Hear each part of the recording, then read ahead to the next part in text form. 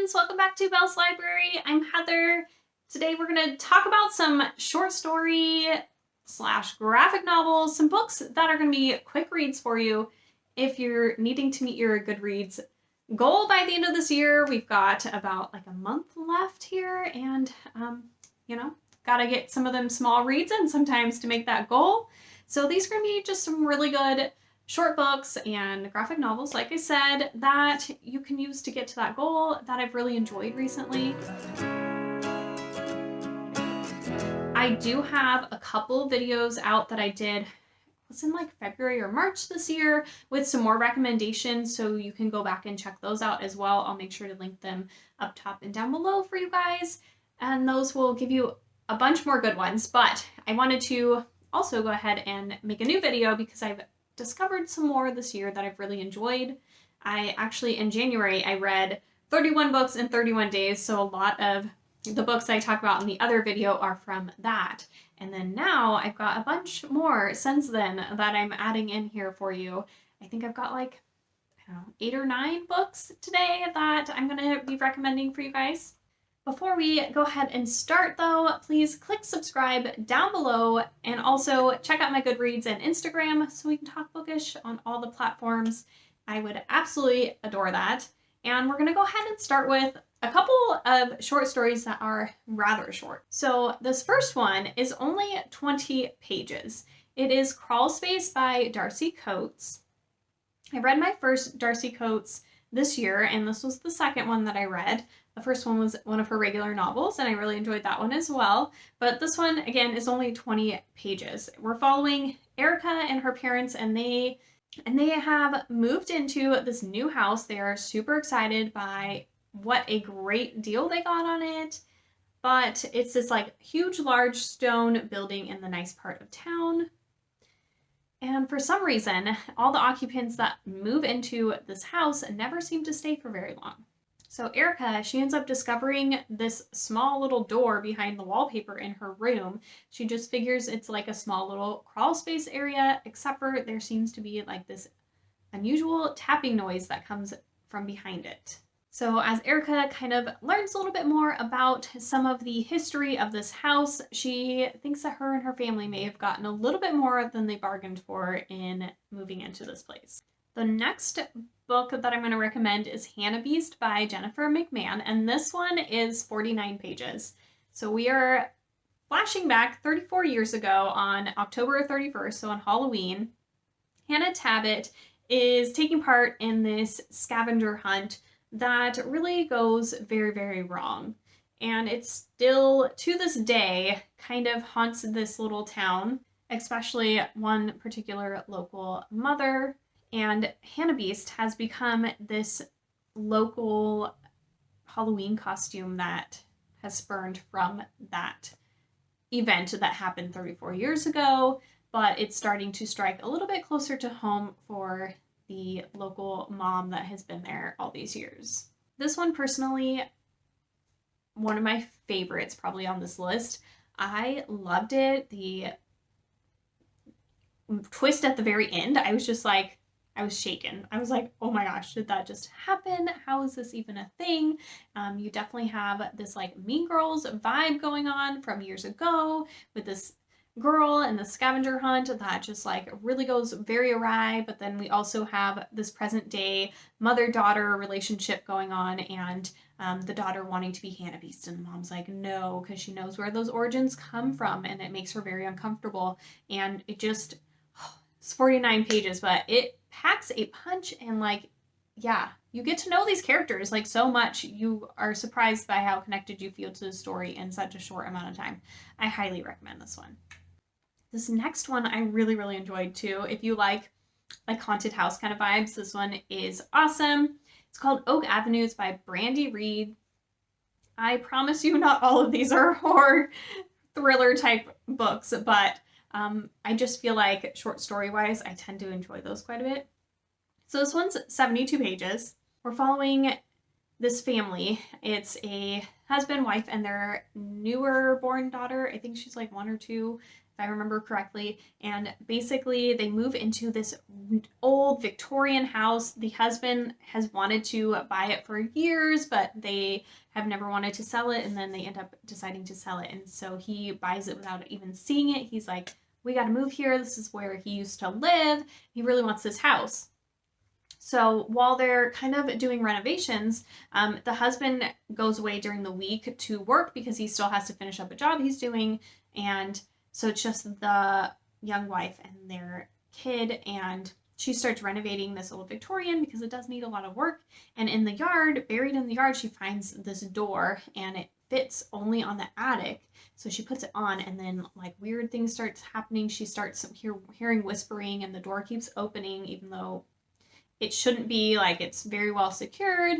And yeah, it just takes this kind of paranormal, like, is this actually happening or not? Maybe she's going a little crazy twist. And yeah, I adored it. Super, super fun. Highly recommend this one as well. This next one isn't quite as short. So this one's about 250 pages. And as you can tell, like, it's like within the pages, it's not, you know, you have these wide margins. It's a super quick read. I read this in a day, like super, super fast read. I definitely think that it is a quick one. It's just not like, you know, super short. So in this book, we are following this worker that works at Orsk.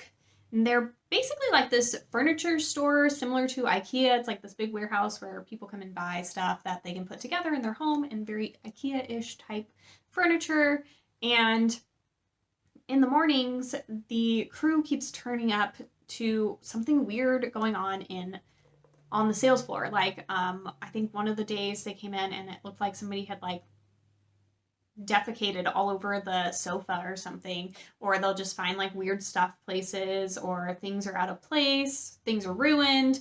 They're like, what's going on? So the manager of the store, the next day, like management, like bigger management is coming to the store, and he's like, I can't have them showing up and have something like this happening when they get here. So he's like, gets a couple other of the employees to stay with him overnight, and they're gonna just like see if somebody's getting in the store or what's going on at night that's happening. And they get a little more than they bargained for. This is like a haunted IKEA store, and there is a very interesting haunting story that they get pulled into. I really enjoyed the way that Grady Hendrix really made it an interesting storyline. It wasn't just haunted, but there was something a little more behind it. And so I really liked it. This is probably one of my favorites by him. I don't think it beats Southern Book Club's Guide to Slaying Vampires, but that one's quite a bit longer. So if you're looking for a quick one by Grady Hendrix, you can read this one. So here's your haunted side. Ooh, creepy. And then your non-haunted side, although it's a little bit. So very much enjoyed that one. I guess most of these are going to be a little more in the horror genre. I'm looking at these next couple ones. I'm like, yeah. But the next couple ones are a little more in this horror genre, but then I get into some like fantasy type reads and graphic novels and stuff. So the next one I have here is Thornhill by Pam Smee, and this one's also closer to 250 pages, but half of the book is told in pictures, and then half the book is in like diary entries. And so the pictures obviously a lot faster to read, but then the diary entries also aren't like super lengthy diary entries. They are, you know, quicker to read kind of a thing. So it doesn't take long to read through this book at all. I think I read it in like 2 or 3 hours. So each of these mediums are actually a different plot line / time period. So in the diary entries, we're following this girl. She goes to Thornhill, and that's where she lives. It's like an orphanage, and they are going to be closing down in a few months. And basically we're following her diary entries leading up to when Thornhill closes. And then we also have this other girl. She moves into the house next door to Thornhill, but this is like 20, 30 years later or something like that. And it's just like this dilapidated building sitting there. It's been empty for years and years. And the girl, she's like drawing pictures out her window of this place and trying to figure out, she keeps seeing this girl over there. She's trying to figure out this girl's story and connect with her. And so you're seeing that through pictures and kind of her life journey through that, figuring out what's going on, what happened to Thornhill. And so at the end, we kind of culminate and figure out what happened here. I will say there's definite trigger warnings for bullying and loss of a loved one in this one. So just be really aware of that, because that is a prevalent part of the story. But I really enjoyed the mixed media elements of using these two different mediums to tell these two different stories that then are converging together at the end. I thought it was really well done. I loved the artwork. It was just wonderful. So I'll see if I can find, I'm pretty sure I did this in a vlog and I can probably show you some of the pictures and stuff. So I'll try and link that for you guys.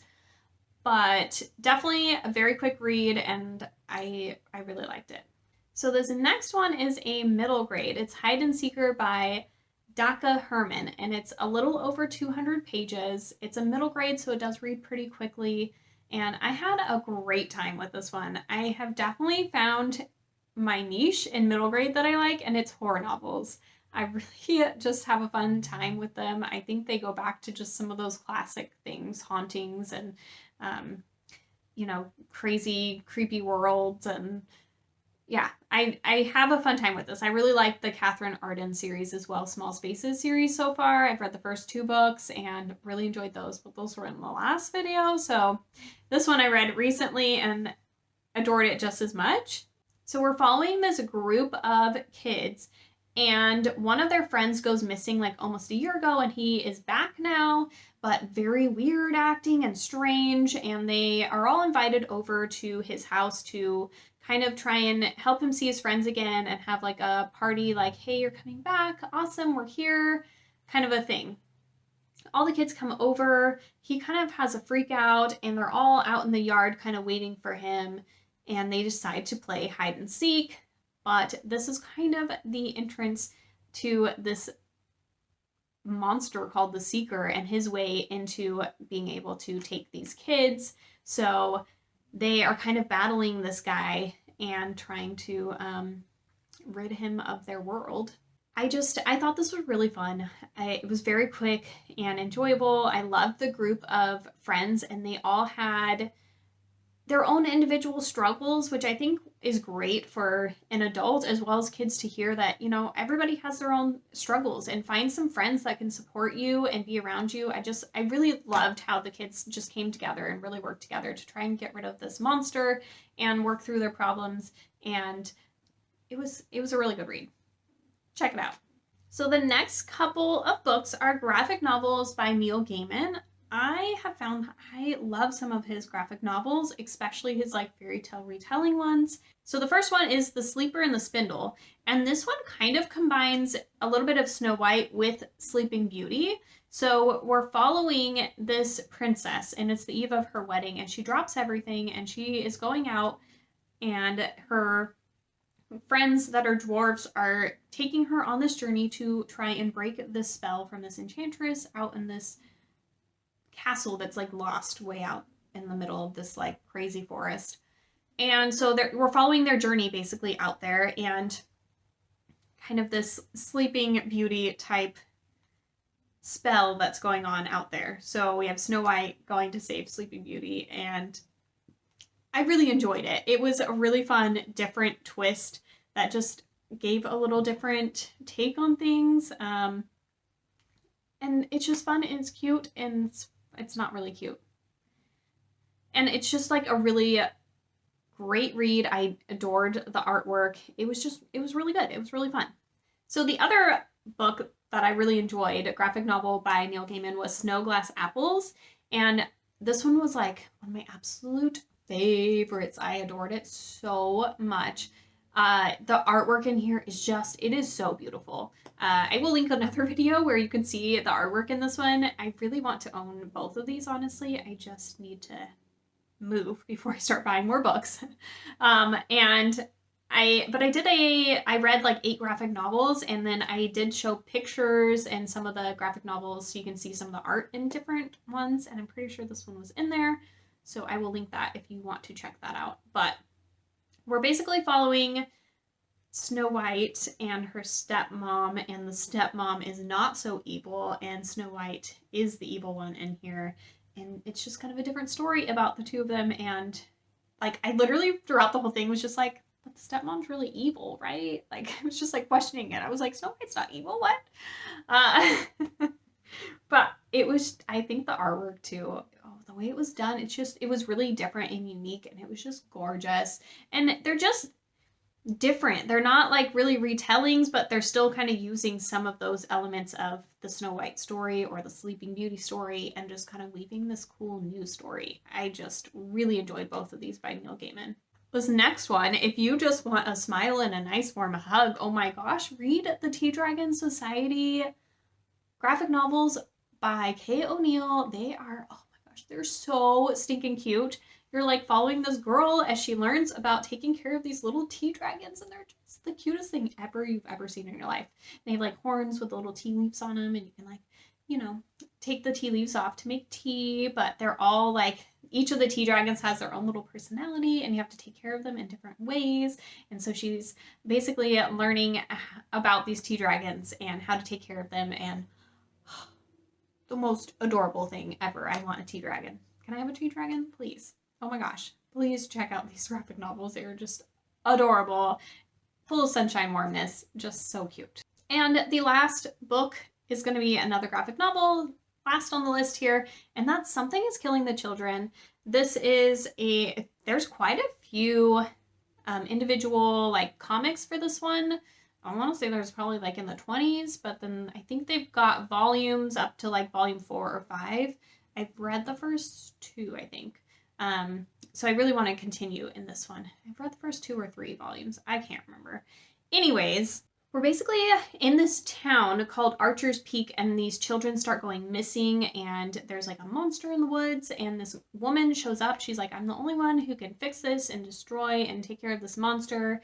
And so they're like, who is this stranger? What's going on? And we're following her as she goes into the woods and is like trying to take care of this monster out there so that it's not taking the children anymore. And yeah, it was really fun. I really enjoyed this graphic novel. It had a great storyline, and it was action-packed, but also had like a good plot to it. And they were able to really continue the storyline in a great way into some of the other volumes. I don't really want to give anything away, but I definitely would check it out if you like kind of the more horror aspect of a graphic novel and you think you might enjoy taking on some monsters in the woods. So those are the recommendations that I have for you to help you reach your Goodreads goal. I hope that they do, and you will check some of these out. If you made it to this point, put like some kind of furniture down below, maybe like a little vase or a book. There's books on here, or a candle or something. Get creative. Check it out. Let me know you're here. I will talk to you guys soon. Hope you're having a wonderful day. Bye.